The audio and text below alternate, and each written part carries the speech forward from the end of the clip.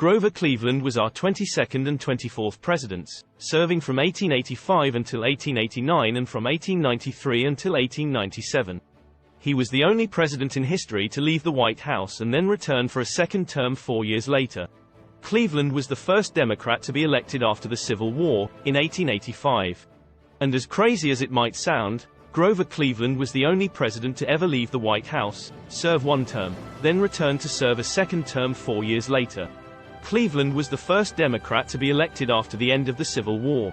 This man's interest in life, actions, and hot takes will be our topic for today's video, so strap in, because this is History Uncovered, bringing you historical events and exploring the lives of the most prominent figures in history. Today, we will be talking about none other than Cleveland Grover, the man who had a whole city named after him. Earlier in his life, Cleveland was one of his father's 9 children and was born in New Jersey in 1837. His father was a Presbyterian minister. He spent his childhood in the mountains of upstate New York. In his career as a lawyer in Buffalo, he had a reputation for being able to focus intently on whatever assignment was presented to him. His mother was a native of Baltimore, Maryland, and she came from a family in which her father had a career in the publishing industry. The name Cleveland came from his English ancestors on his father's side of the family. The first member of the family had moved to Massachusetts from Cleveland, England, in 1635. Cleveland was derived from the surname Cleveland. This indicated that Cleveland was descended from English ancestors. His great-great-grandfather's name was Richard Falley Jr., and he served in the military at the Battle of Bunker Hill. His father was originally from Guernsey, but he immigrated to the United States when he was a young boy. On Cleveland's mother's side of the family, his ancestors were Anglo-Irish Protestants and German Quakers who had established themselves in Philadelphia. Cleveland's mother was from Pennsylvania. General Moses Cleveland, after whom the city of Cleveland, Ohio, was named, had a tangential relationship with Cleveland's progenitor. This connection was made possible by the fact that Cleveland was named after him. In 1850, Cleveland's father, Richard, relocated his family to Clinton, New York, after obtaining a position with the American Home Missionary Society as the district secretary for that region.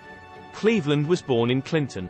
Despite the fact that his father was completely devoted to the work he did as a missionary, the cash he provided for the large family was not enough. Because of their financial situation, he had no choice but to pull Grover out of school and enroll him in a mercantile apprenticeship in Fayetteville for the next 2 years.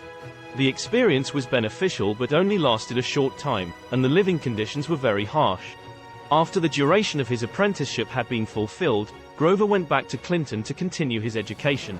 In the year 1853, Richard's health began to suffer as a direct result of his involvement in missionary activity.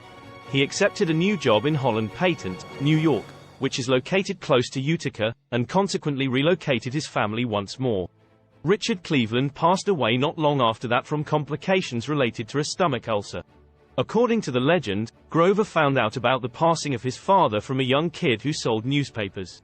At the age of 44, he rose to political prominence that would propel him all the way to the White House in only 3 years. In 1881, he was elected mayor of Buffalo on the platform of being a reformer, and he eventually went on to become governor of New York. Cleveland was able to win the presidency with the support of both Democrats and Reform Republicans, also known as mugwumps, who disapproved of the track record of his competitor, James G. Blaine of Maine. Being a single man, Cleveland struggled at first to feel at home in the White House, despite its many amenities. "I must go to dinner," he wrote to a friend, "but I wish it was to eat a pickled herring, a Swiss cheese, and a chop at Louis instead of the French stuff I shall find." In June of 1886, Cleveland married Frances Folsom, who was 21 at the time. As a result, he was the only president who was married while in office. Cleveland was a strong proponent of a policy that prohibited giving preferential treatment to any economic group. When he vetoed a bill that would have appropriated $10,000 to help drought-stricken farmers in Texas distribute seed grain, he explained his reasoning in the following way. Federal aid in such cases encourages the expectation of paternal care on the part of the government and weakens the sturdiness of our national character. Additionally, he exercised his veto power over a number of private pension measures intended for Civil War veterans whose benefits claims were dishonest. Cleveland exercised his veto power once again after Congress, under the influence of the Grand Army of the Republic, enacted a bill that would have provided pensions to those whose impairments were not the result of military service. He infuriated the railroads when he ordered an examination of Western properties that were controlled by the railroads through a grant from the government.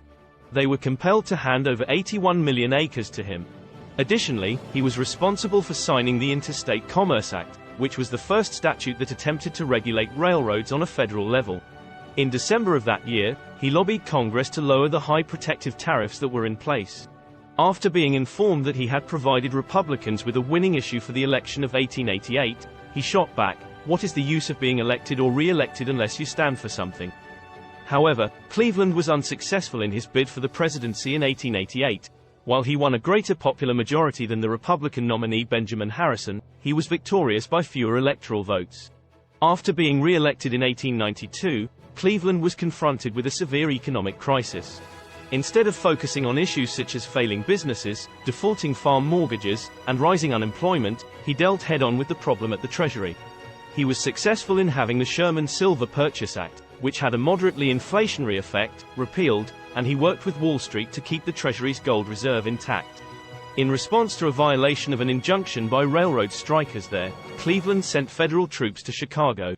He thundered, "That postcard will be delivered even if it takes the entire Army and Navy of the United States of America to deliver it in Chicago." Many Americans felt a surge of national pride as a result of Cleveland's harsh handling of the railroad workers. The forceful manner in which he convinced Great Britain to accept arbitration of a contested boundary in Venezuela also contributed to this outcome. However, the general public did not favor his economic initiatives during the downturn. In 1896, his party rejected him as a candidate and instead backed William Jennings Bryan. After leaving the White House, Cleveland settled down in Princeton, New Jersey, to spend his retirement years, and he finally died in 1908. Leaving behind him a life that impacted the modern American political scene. Thank you for watching. We hope you enjoyed learning about the life of Grover Cleveland and his unique political trajectories. Don't forget to subscribe to receive updates about our latest videos. See you soon on another video.